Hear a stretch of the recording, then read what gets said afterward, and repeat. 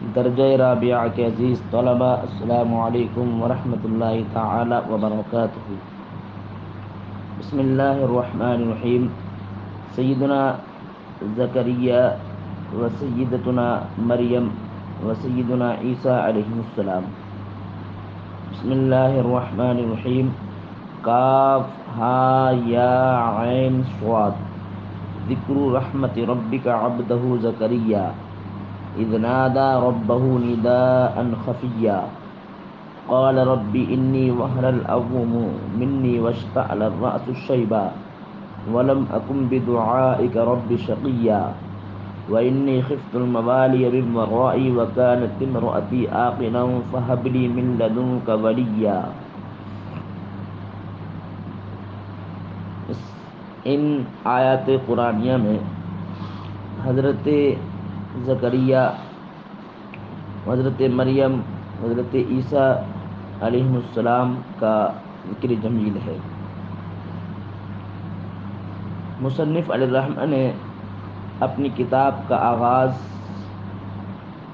آیات قرآنیہ سے کیا۔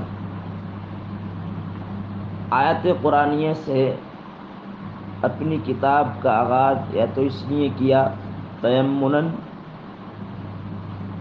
برکت حاصل کرنے کے لیے آیت قرآنیہ سے، یعنی بسبب تبرک، بسبب تیمن ان آیت قرآنیہ سے اپنی کتاب کا آغاز فرمایا،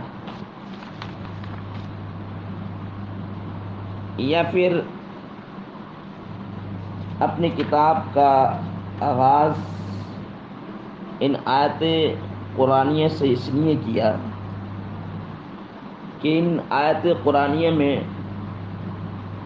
اس لیے کہ آیت قرآنیہ ادب کی حامل ہیں، ایسے ادب کی حامل ہیں کہ جو ادب علم بلاغت دوسری کتابوں میں نہیں، یہاں تک کہ اپنے وقت کے بڑے بڑے ادبا، فصحاء، بلغاء اس کے مثل لانے سے عاجز رہ گئے،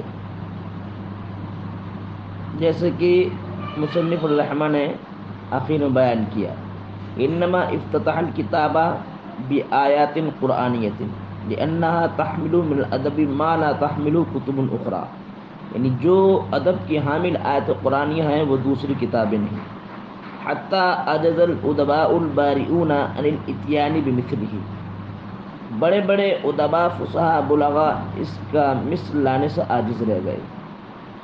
تو ایک تو صورت یہ ہے کہ آیت قرآنیہ سے آغاز کیا اپنی کتاب کا اس بنیاد پر کہ یہ آیت قرآنیہ ادب کی حامل ہے، اس طرح کہ دوسری کتابیں ادب کی حامل نہیں، یا پھر تیمناً تبریکاً، یعنی برکت حاصل کرنے کے لیے مصنف الرحمہ نے اپنی شہرت یافتہ کتاب الادب الجمیل میں ان آیت قرآنیہ سے آغاز کیا۔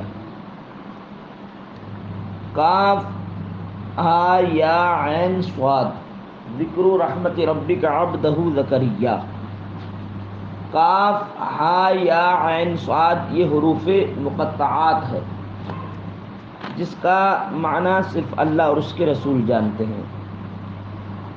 ذکر رحمت ربک عبدہ زکریا، ذکر سے پہلے ہذا محذوف ہے، یعنی ذکر جو ہے یہ مبتدا محذوف کی خبر ہے، اور مصدر کے تعلق سے قاعدہ سننے کہ مصدر کی جس کی طرف اضافت ہوتی ہے، مصدر کا مضاف الیہ اس کا فاعل ہوتا ہے، اس کے بعد مفعول، تو ذکر رحمت ربک، تو ربی کا جو ہے یہ رحمت کا فاعل ہے، اور عبدہ جو ہے یہ رحمت کا مفعول ہے، اور زکریا جو ہے یہ بدل ہے عبد سے۔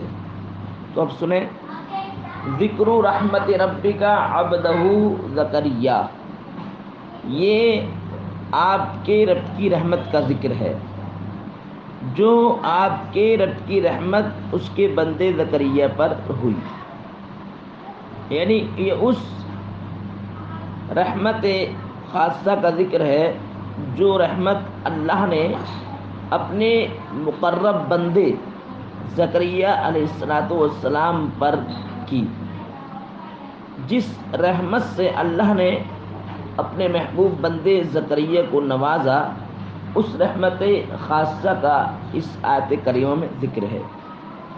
اذ نادى ربه نداء خفیا، یہ نادا ینادی باب مفاعلت سے ہے جس کا معنی آتا پکارنا۔ نداءن یہ مفعول مطلق ہے، اور خفیًا جو ہے یہ صفت مفعول مطلق کی، نادا کا مفعول مطلق ہے۔ اذ نادا ربہ نداء خفیا، جب انہوں نے اپنے رب کو خفیہ طور پر پکارا۔ نادا ینادی پکارنا، جب انہوں نے اپنے رب کو خفیہ طور پر پکارا۔ تو خفیہ طور پر پکارا تو اس میں 3 اقوال ہیں خفیہ طور پر آہستہ سے پکارنے میں۔ ایک تو قول یہ ہے کہ اپنے رب کو آہستہ سے پکارا، تو آہستہ سے پکارا اس لیے کہ زور سے جو دعا مانگی جاتی ہے تو اس میں ریاکاری کا شائبہ ہو جاتا ہے، یعنی کوئی دیکھ لے زور سے دعا مانگتے ہوئے تو یہ آدمی کہہ سکتا ہے کہ ریاکاری کر رہا ہے۔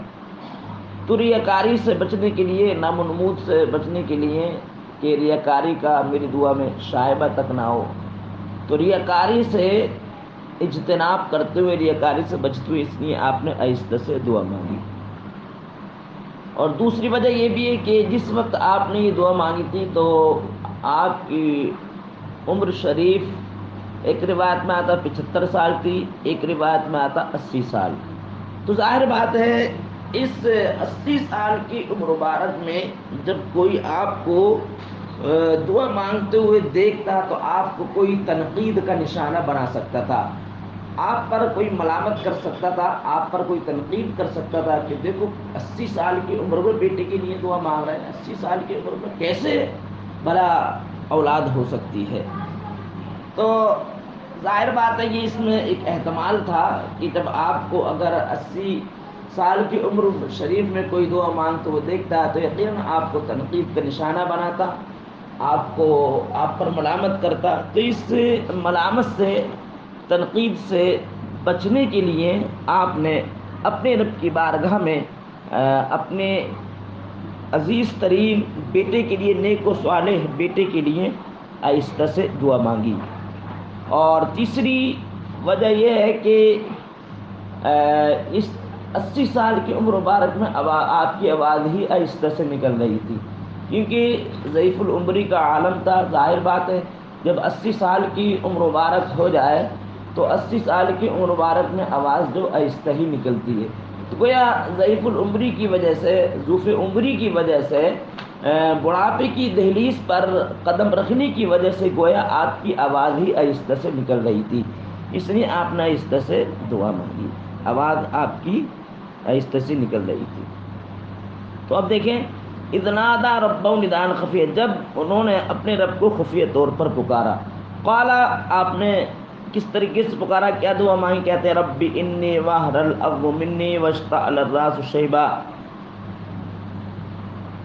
وہنا یہینو کے معنی آتے ہیں کمزور ہونا، عظم جو ہے وہنا کا فاعل ہے، عظم کی جمع آتی ہے عظام، ہڈیاں، کمزور ہونا۔